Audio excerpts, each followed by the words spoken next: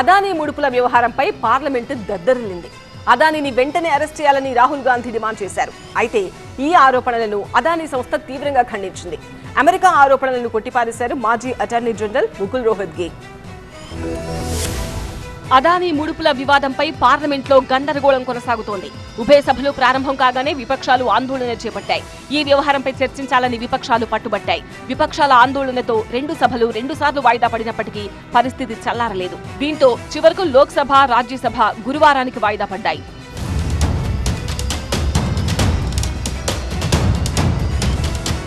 ముడుపుల ఆరోపణలు ఎదుర్కొంటున్న అదానీని అరెస్ట్ చేయాలని కాంగ్రెస్ ఎంపీ రాహుల్ గాంధీ డిమాండ్ చేశారు.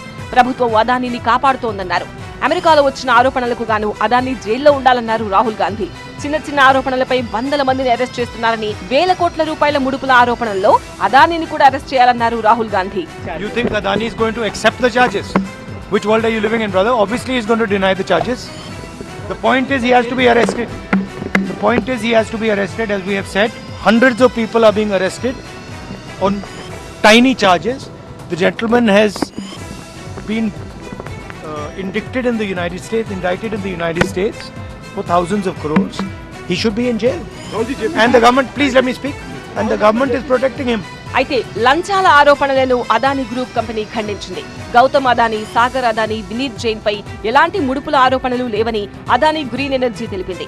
ముడుపులు, అవినీతిపై మీడియాలో వచ్చిన కథనాల్లో వాస్తవం లేదని అదానీ గ్రీన్ ఎనర్జీ ప్రకటించింది. సెక్యూరిటీలకు సంబంధించిన ఆరోపణలను మాత్రమే తమ ప్రతినిధులు ఎదుర్కొంటున్నారని కంపెనీ ప్రకటించింది. అమెరికా ఆరోపణలను కొట్టిపారేశారు మాజీ అటార్నీ జనరల్ ముకుల్ రోహత్గి. విద్యుత్ కాంట్రాక్టుల కోసం కొన్ని సంస్థలకు, కొందరు అధికారులకు అదానీ లంచం ఇచ్చినట్టు ఆరోపణలు వచ్చాయని ముకుల్ రోహత్గి చెప్పారు. కానీ అమెరికా ఛార్జ్షీట్ లో ఒక్క పేరు గాని, ఒక్క వివరణ గాని లేదన్నారు ఆయన.